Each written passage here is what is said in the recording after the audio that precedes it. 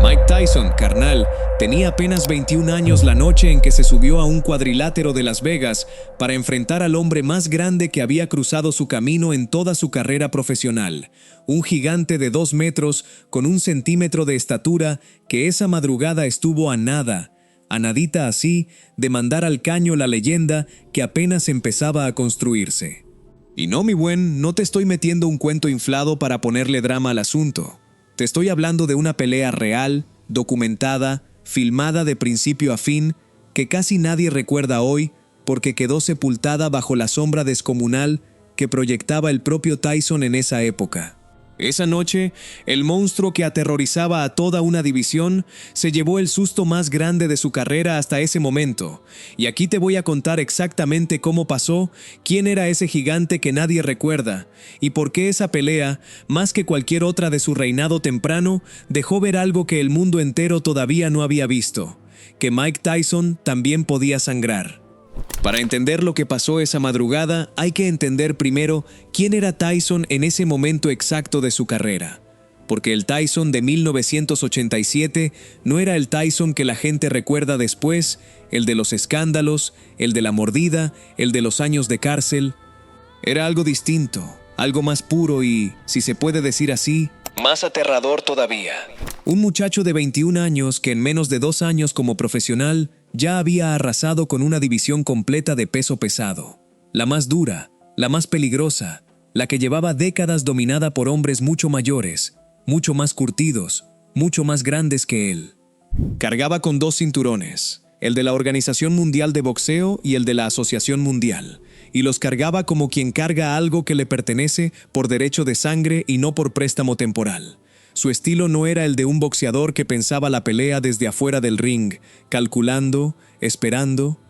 Era el de un cazador puro que entraba buscando la extinción inmediata del rival, con una presión que no daba tregua desde el primer segundo, moviendo la cabeza de lado a lado, cortando distancia con esos pasos cortos y explosivos, buscando siempre el hueco exacto para meter el gancho o el derechazo que apagaba las luces de golpe. En su esquina estaba Kevin Rooney, el hombre que le susurraba entre asalto y asalto que usara el jab no para lastimar, sino para entrar, para acercarse, para después soltar todo el infierno que traía guardado en los puños. Y así llegó Tyson a esta pelea, carnal, como el favorito absoluto de las casas de apuestas, que le daban 11-1, prácticamente regalando el resultado antes de que sonara siquiera la primera campana. Todo el mundo daba por hecho que esto iba a ser una noche más de Destrucción Express, otro nombre más en la lista de rivales que caían antes de que el público terminara de acomodarse en sus asientos. Pero del otro lado del ring había alguien que las casas de apuestas subestimaron por completo esa noche, y ese error les iba a costar caro a más de uno. Antes de decirte quién era, déjame pintarte con calma el tamaño real del problema que Tyson tenía enfrente. Porque si te lo suelto de golpe no vas a entender por qué esa figura silenciosa casi se lleva la corona esa madrugada en Las Vegas. Estamos hablando de un hombre que medía casi 6 pies con 7 pulgadas, 2 metros con 1 centímetro clavados, con una envergadura de 81 pulgadas y media, que le permitía controlar el espacio del cuadrilátero, como si el ring le perteneciera desde antes de que Tyson pusiera un pie ahí adentro. Llegaba invicto, con un récord que rondaba las 34 o 35 victorias. La inmensa mayoría resueltas antes del límite, por la vía del knockout. Y no era raza un invicto de relleno. No era un tipo que había amasado ese número peleando contra taxistas y cargadores de mercado para inflar el papel en su currículum. Apenas 9 semanas antes de esta pelea, este gigante había conquistado el título de peso pesado de la Federación Internacional, destruyendo a James Buster Douglas en el 10º asalto, con una ráfaga de golpes explosivos que dejó bien claro para cualquiera que estuviera prestando atención que ahí había poder de verdad, no solamente tamaño. Su última derrota como profesional se remontaba nada menos que a 1978, una eternidad en términos de boxeo, y por si fuera poco, cargaba en el brazo derecho un uppercut con fama de levantar del piso a rivales más bajos que él, un golpe diseñado casi a la medida para el tipo de peleador que Tyson era. Bajo de estatura, agresivo, siempre entrando de frente, siempre buscando meterse debajo del alcance del rival. Ese gigante se llamaba Tony Tucker. Y aquí, carnal, viene algo que hace que este video sea distinto a casi todas las demás peleas tempranas de Tyson. porque hasta ese momento, prácticamente cada rival que se había parado frente a él entraba al ring ya vencido por dentro, con esa mirada de quién sabe que va a perder antes de que suene la campana, contando mentalmente los segundos para que se acabara el sufrimiento lo antes posible. Tucker no. Tucker entró esa noche con una confianza total, inquebrantable, la confianza de alguien que había estudiado el estilo de Tyson con lupa, y de verdad creía tener las herramientas necesarias para desarmarlo pieza por pieza. 1 de agosto de 1987, Las Vegas. Y en juego no estaba cualquier cosa. Estaba la unificación absoluta del título mundial de peso pesado. Los cinturones de la WBC y la WBA que Tyson traía puestos contra el de la IBF que Tucker había ganado hacía apenas 2 meses, con la promesa de que el ganador saldría de ahí esa noche coronado como el campeón indiscutido del planeta entero, algo que en toda la historia reciente del peso pesado muy pocos hombres habían logrado sostener con las 3 correas al mismo tiempo. 2 peleadores jóvenes, 2 hombres invictos, 2 hombres que sabían perfectamente que esa noche uno de los dos iba a quedar marcado para siempre, ya fuera de gloria absoluta o de derrota que se lleva a rastras el resto de la carrera. Sonó la campana y ahí fue, mi buen, donde empezó de verdad la sorpresa de la noche. Tyson salió como siempre salía, como una avalancha, buscando la distancia corta de inmediato, buscando meter presión desde el primer segundo para asustar y quebrar a un rival que en teoría no debía tener respuestas para tanta velocidad concentrada en un cuerpo tan compacto. Pero Tucker no vino a correr. Tucker esperó el momento exacto, calculó con frialdad la entrada de Tyson, midió el ángulo y en cuanto lo tuvo a la distancia perfecta, soltó el golpe que llevaba escondido desde el vestidor, el golpe que había entrenado semanas enteras pensando específicamente en este rival. Ese uppercut nació abajo, en las piernas, subió cargándose con toda la rotación de la cadera del gigante, viajó apretado por el costado del cuerpo, ganando velocidad conforme se acercaba, y estalló justo en la mandíbula de Tyson con la fuerza de un camión de carga que ya no alcanza a frenar antes del choque. Tyson se tambalea. El golpe que nadie había logrado meterle antes con esa contundencia le sacudió las piernas por completo. Le apagó por un instante esa certeza absoluta con la que siempre entraba a pelear, esa sensación de invencibilidad que traía tatuada desde su primera pelea profesional. Y por primera vez en muchísimo tiempo, el cazador se dio cuenta en carne propia de que también podía ser cazado. Ese instante, carnal, ese parpadeo eterno donde las piernas de Tyson dejaron de responder como siempre habían respondido, fue quizás el golpe más duro que había recibido en toda su carrera profesional hasta ese momento exacto, y años después, cuando le preguntaron por eso, el propio Tyson lo reconoció sin rodeos. Dijo que después de que ese golpe lo conectara, todo se volvió historia por un segundo, que el mundo se fue y regresó. Y aquí es donde el video se pone todavía más interesante, porque Tucker, en vez de lanzarse encima como un animal a rematar la faena, como hubiera hecho casi cualquier otro peleador con ese nivel de oportunidad servida en bandeja, mostró la inteligencia que lo había llevado hasta el título de la IBF apenas 9 semanas antes. Se replegó con calma, mantuvo la compostura y empezó a desplegar su verdadero plan de pelea. Usó el jab para medir distancia una y otra vez. Se movió lateralmente aprovechando esas piernas larguísimas que Tyson jamás había tenido que perseguir con esa desesperación, y cada vez que Tyson intentaba cerrar el espacio para volver a meterse debajo del alcance de Tucker, el gigante lo amarraba en corto, le robaba el aire a los golpes antes de que pudieran armarse con toda su fuerza. No estaba peleando para sobrevivir, raza, estaba peleando con un plan estudiado hasta el último detalle. Y ese plan estaba funcionando exactamente como lo había dibujado en los entrenamientos meses atrás. Asalto tras asalto, Tucker seguía ahí, firme sobre esas piernas eternas, usando el jab no para lastimar sino para mantener a Tyson siempre a raya, cortando los ángulos con paciencia de relojero, obligando al campeón del mundo a pensar cada movimiento en lugar de simplemente cazar como estaba acostumbrado desde niño.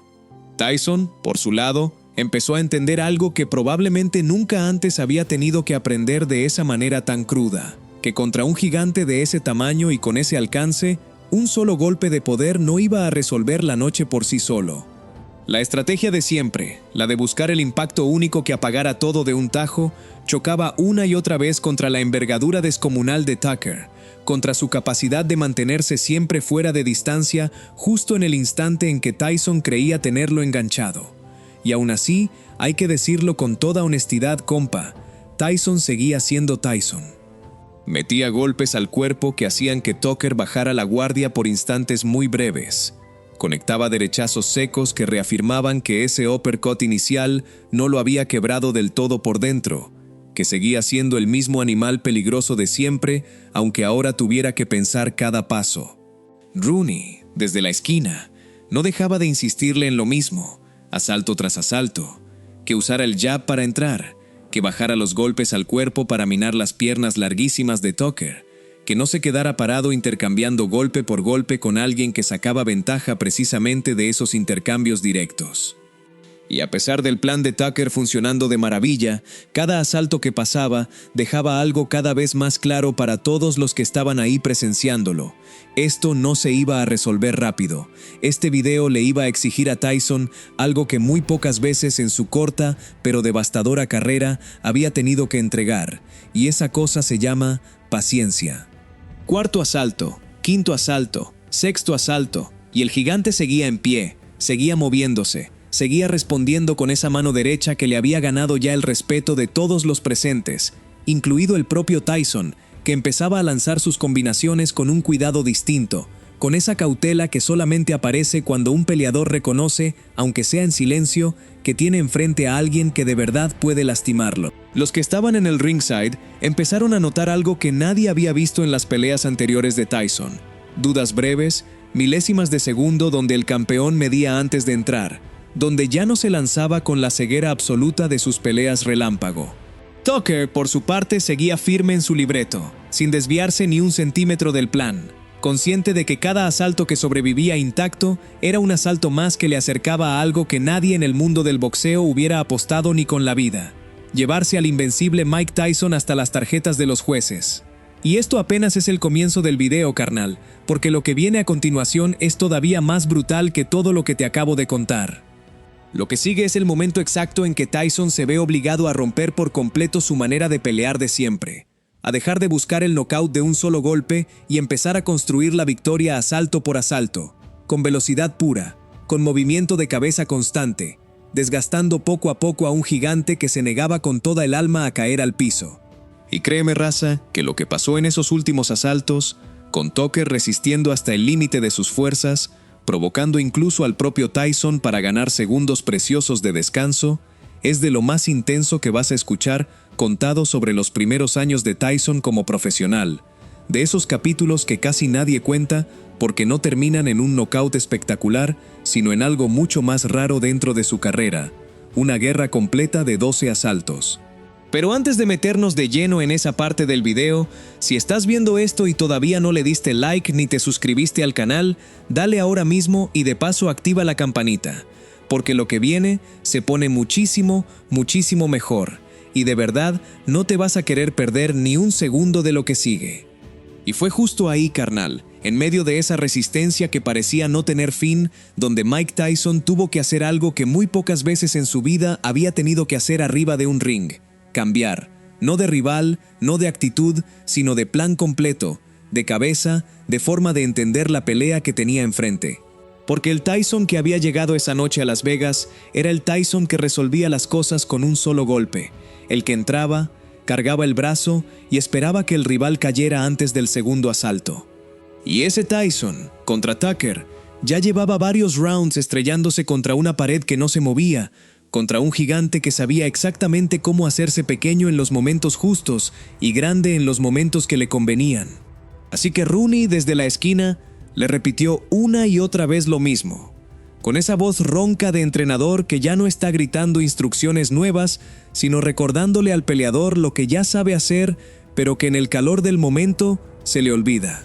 Soltara las manos más rápido, que trabajara al cuerpo, que no se quedara pensando el golpe grande, sino que empezara a construir con volumen, con velocidad, con esa capacidad que tenía de moverse como un peso ligero metido en un cuerpo de peso pesado.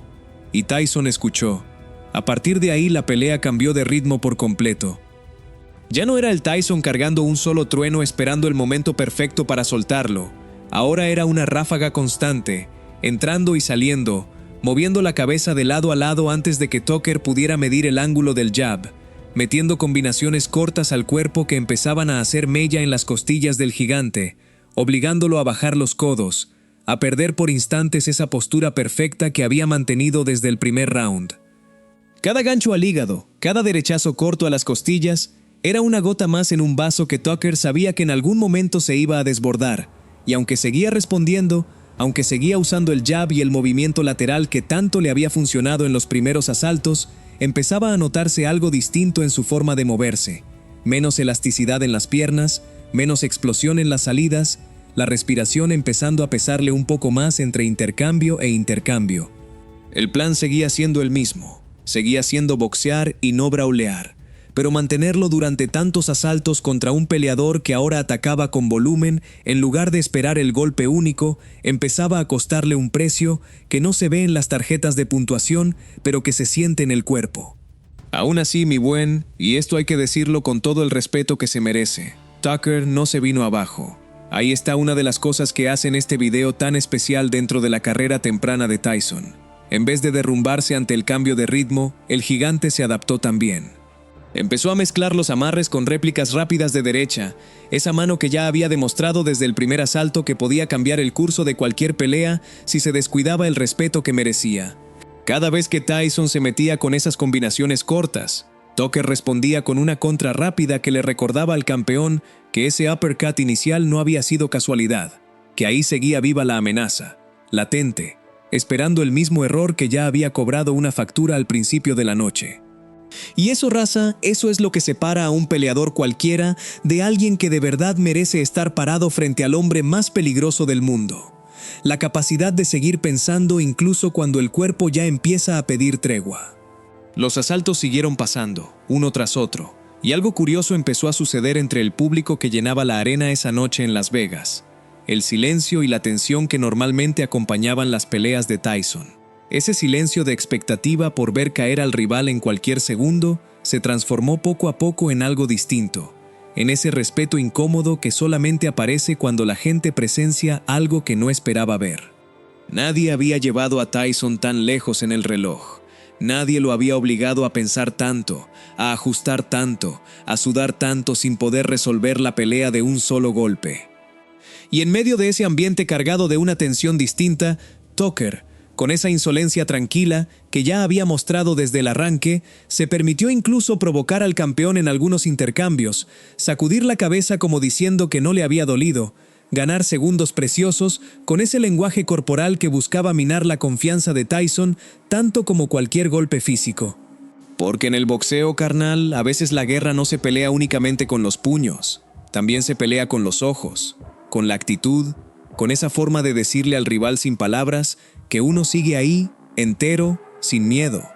Llegaron los asaltos que en el boxeo se conocen como los de campeonato. Esos últimos 3 rounds donde el desgaste acumulado de toda la pelea empieza a pesar más que cualquier plan trazado semanas atrás en el gimnasio. Y fue en esos asaltos finales donde la pelea alcanzó su punto más crudo. Tucker, ya con las piernas más pesadas, con la respiración más entrecortada, sabía perfectamente lo que tenía que hacer: sobrevivir. Solo necesitaba llegar entero al último campanazo. 3 minutos, 180 segundos que en ese momento debían sentirse como una eternidad completa. Y Tyson, del otro lado, sentía exactamente lo contrario. Sabía que tenía la pelea encaminada en las tarjetas, pero su instinto, ese instinto de cazador que lo había hecho famoso desde su primera pelea profesional, le exigía algo más que ganar en los puntos. Quería cerrar el show. Quería la aniquilación total que había prometido desde que se subió al ring esa noche. 30 segundos. 25, 20. Y Tucker seguía en pie, moviéndose, resistiendo, con esa mirada de alguien que ya no está peleando por ganar, sino por sobrevivir entero hasta el final. Por llegar a la campana con el orgullo intacto, aunque el resultado en las tarjetas no le favoreciera. 15, 10, y ahí, en esos últimos segundos del último asalto, Tyson soltó una combinación final que buscaba, con toda el alma, sacar a Tucker del ring de una vez por todas, cerrar la noche con el knockout que llevaba 12 asaltos persiguiendo. Pero el gigante, con esa resistencia que ya se había ganado el respeto de todo el mundo presente, Aguantó parado hasta el sonido final de la campana. 12 asaltos completos. Los mismos 12 asaltos que muy pocos rivales, antes o después de esa noche, lograrían sostener frente al campeón más temido de su generación. Cuando sonó esa última campana, algo curioso pasó en el ring. En lugar de la explosión de júbilo que se esperaría de un campeón que acaba de sobrevivir a un gigante y de mantener sus cinturones, Tyson se quedó ahí parado, con el rostro serio, casi molesto consigo mismo. No estaba celebrando, porque para Tyson, ganar en las tarjetas no era lo mismo que ganar de verdad. Él no había subido a ese ring buscando una decisión de los jueces. Había subido buscando la destrucción absoluta. Y esa noche, por primera vez en mucho tiempo, esa destrucción no llegó. Se quedó esperando el fallo con esa expresión que decía más que cualquier palabra, la de alguien que sabe que ganó la guerra, pero que no logró la victoria que realmente quería. Y entonces llegaron las tarjetas. Decisión unánime, a favor de Mike Tyson. Con ese resultado, a los 21 años de edad, Tyson se convertía oficialmente en el campeón indiscutido de peso pesado del mundo, dueño absoluto de los 3 cinturones más importantes de la división, algo que muy pocos hombres en la historia del boxeo habían logrado sostener al mismo tiempo, y ninguno tan joven como él. El logro era gigantesco, histórico, de esos que se estudian décadas después en cualquier documental serio sobre la evolución del peso pesado. Pero para Tyson, esa noche, el trofeo se sentía distinto, se sentía incompleto. Cuando le preguntaron después de la pelea si estaba contento con su actuación, Tyson no se guardó nada. Dijo que no estaba del todo satisfecho, que había intentado castigar el costado de Tucker durante toda la pelea, pero que sentía que las cosas no habían fluido como él quería esa noche. Reconoció, sin ningún tipo de vergüenza ni excusa barata, que Tucker había resultado un rival mucho más intimidante y mucho más duro de lo que cualquiera hubiera anticipado, que el gigante había hecho un trabajo tremendo sosteniéndose y amarrando, y que ese uppercut del primer asalto sí lo había sacudido de verdad, sí le había pegado con una fuerza distinta a todo lo que había sentido antes en su corta carrera profesional. Fue honesto sobre algo que pocos campeones se atreven a admitir en el momento exacto de su triunfo, que ahí, esa noche, se había topado con alguien que de verdad pudo haberle cambiado la historia si las cosas se hubieran acomodado un poco distinto. Y ahí está, carnal, el verdadero corazón de este video. Porque lo que hace especial esta pelea no es solamente el resultado, no es solamente que Tyson salió con los 3 cinturones y con el título de campeón indiscutido más joven de la historia reciente del peso pesado. Lo que hace especial esta pelea es lo que reveló sobre el hombre que todos creían invencible. Reveló que sí podía ser sacudido. Reveló que sí podía dudar, aunque fuera por instantes, en medio del fuego. Reveló que necesitaba, por primera vez, ajustar, pensar, cambiar de plan en pleno combate para poder salir con la mano en alto. Y reveló sobre todo que existía un gigante llamado Tony Tucker, que se atrevió a pararse frente al monstruo más temido de su generación sin el más mínimo asomo de miedo, que llevó la pelea a los 12 asaltos completos cuando nadie en el mundo apostaba ni un peso a que eso fuera posible, y que aunque perdió en las tarjetas, ganó algo que el tiempo no le puede quitar, el respeto eterno de haber sido el hombre que más cerca estuvo de bajar al Tyson de esos años. Porque eso es lo que enseña esta noche, carnal, y es una lección que aplica mucho más allá del boxeo. Nunca subestimes al que no viene a sobrevivir, viene a pelearte de tú a tú. El gigante de 2 metros con 1 centímetro no entró a ese ring rezando para que se acabara rápido el sufrimiento como tantos otros antes que él. Entró convencido de que podía ganar, entró con un plan armado, entró dispuesto a sostener ese plan aunque el precio fuera 12 asaltos completos de dolor puro. Y aunque el resultado terminó coronando a Tyson, esa noche en Las Vegas quedó marcada para siempre como la primera vez que el mundo entero vio, con sus propios ojos, que detrás de la furia y la velocidad y el poder devastador de Iron Mike, también había un hombre de 21 años que podía sentir miedo, que podía sentir duda, que también, después de todo, era de carne y hueso. Y antes de cerrar este video, si te gustó lo que acabas de escuchar, ya sabes lo que sigue. Dale like, suscríbete al canal y activa la campanita, porque aquí seguimos desenterrando peleas como esta. Momentos que casi nadie cuenta, pero que merecen recordarse con el respeto que se ganaron esa noche arriba del ring. Nos vemos en el próximo video.